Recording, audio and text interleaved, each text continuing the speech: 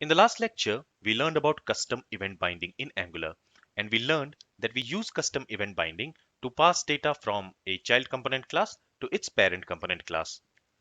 Now, this custom event binding concept can be a bit confusing for the beginners, and that's why I thought of creating another lecture on custom event binding with another example, so that it will become more clear to the viewers.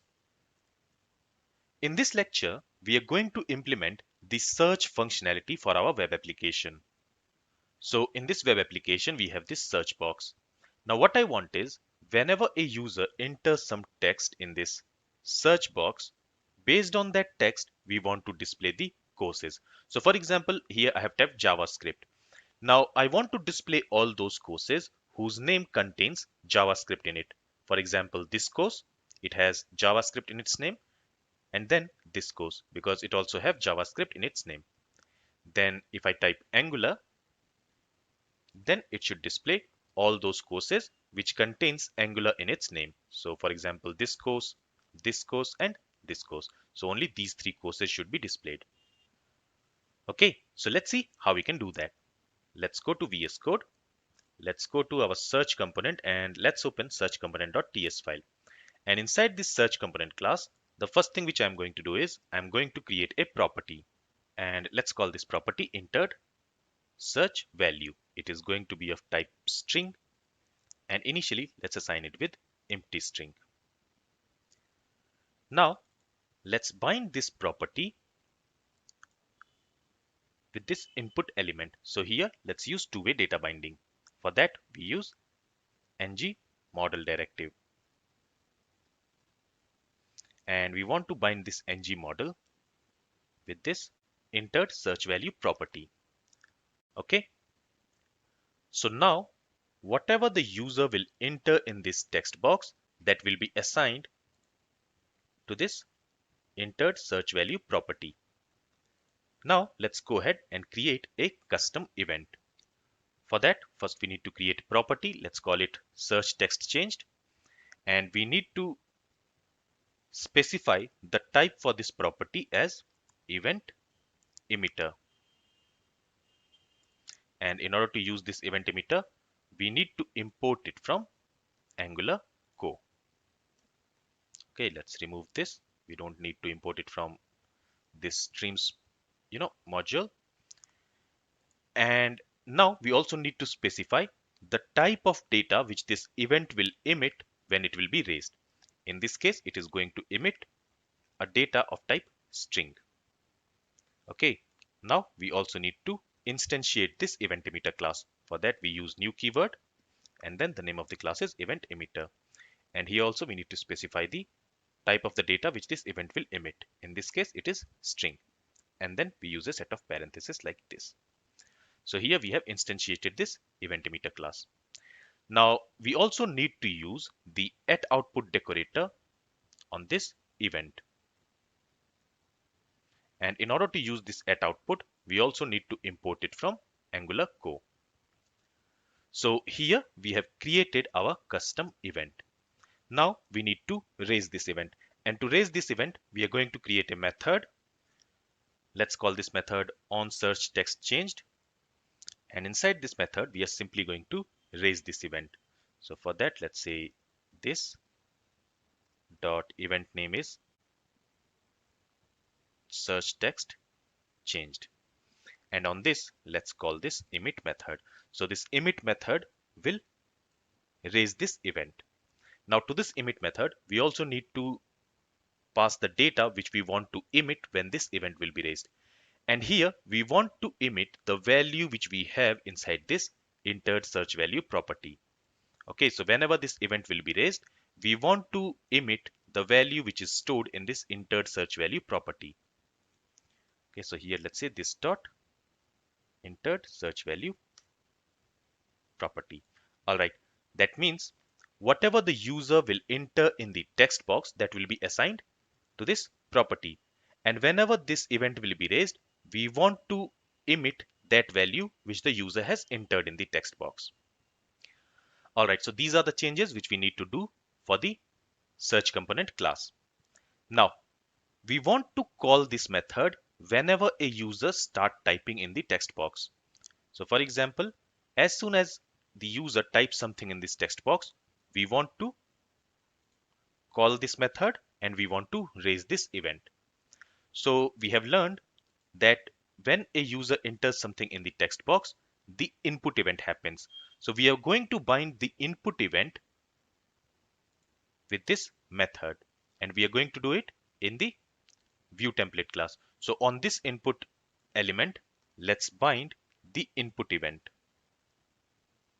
Okay, and let's bind this input event with this method, this onSearchTextChange method. So whenever the input event will happen on the web page, this method will be called and this method will raise this event. Okay, so this is the change we need to do in view template of search component. Now let's open parent component. So here the parent component is this course component. So if I go to the HTML file, you will notice that this app search is also a child component of this course component.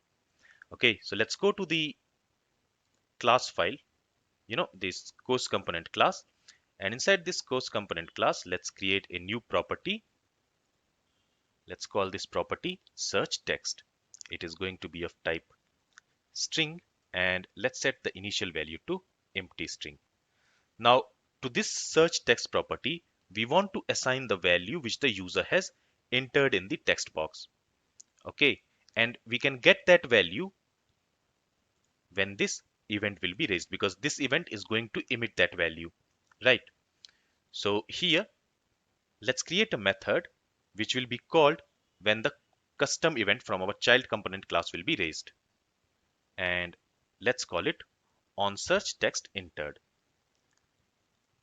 Now this method we want to call when our custom event will be raised, and when we raise a custom event, that event will emit some data, and we are going to receive that data as the parameter. So here let's specify a parameter. Let's call it maybe search value, and it is going to be of type string, because our custom event is going to emit a data of type string.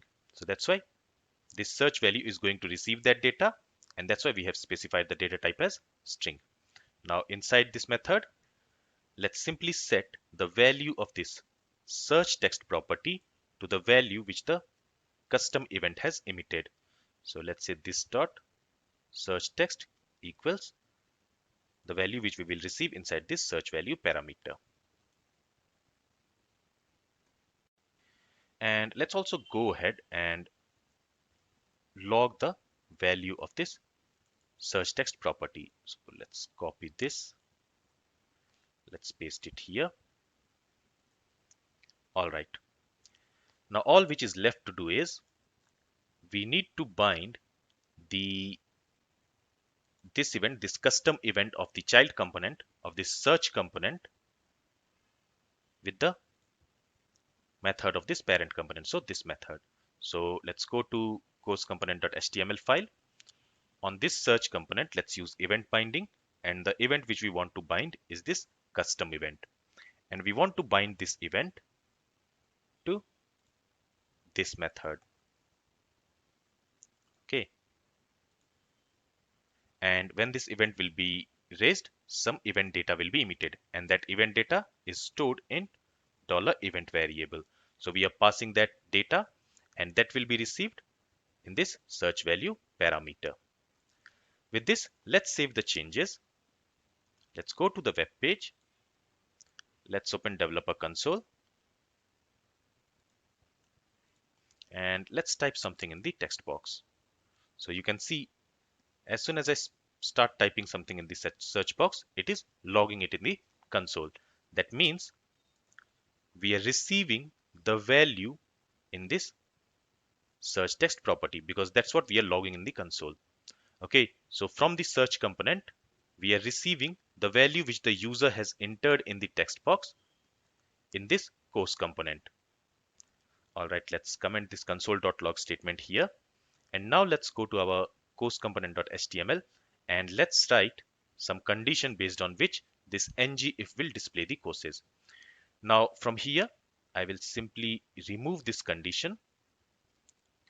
Okay, Let me cut it from here and I will paste it here and I will comment it. I will keep it for your reference. Okay. And now let's write a new condition. So here the condition will be if the value of this search text property, if it is equal to empty string, then we want to display all the courses. Okay. Otherwise, if the value of this search text property is not equal to empty string, that means if it has some value, then we want to display those courses which has the value of this search text in its name. Okay, so for example, let's say if this search text has the value JavaScript, then we want to display all the courses in the web page whose name contains that value JavaScript. Okay, now for each iteration, we are going to receive that course in this course variable. So on this course variable, let's access the name property. Let's convert that name property value to lowercase. Okay, and then let's use the includes method. Okay, here to this includes method, let's pass this search text property. So if this search text property, let's say, contains Angular, then this includes method will check that if this course contains this value in its name. If it contains that value, in that case, that course will be displayed in the web page. But because this includes method will return true in that case. But if this name property does not contain that value in its name, in that case, this includes method will return false and that course will not be displayed in the web page. All right. With this, let's save the changes. Let's go to the web page. And here we have an error. Let's see why is that. So it says includes does not exist on type string. Let's see why is that. Let's go back to VS Code. Okay, after this two lowercase, we need to use the set of parentheses like this. Let's save the changes now. Let's see if now it works. Okay, so now the error is gone. Let's start typing something here. So let me type Java, and you can see when I type Java, the courses which has this text in its name has been displayed. Let's type maybe Angular, and you can see the courses which has this ANG in its name has been displayed. Let's type maybe React, and you can see those courses which has React in its name has been displayed. So here you can see this name has this RE, that's why this course has also been displayed. If I say A, then only those courses which has this REC in its name has been displayed. All right. So this is another example of custom event binding. Now here, these radio buttons will not work now because from the condition we have, from this ngIf condition, we have removed these conditions. And I have removed this condition because I wanted to keep things simple here in this lecture. So this is all from this lecture. If you have any questions, then feel free to ask it. Thank you for listening and have a great day.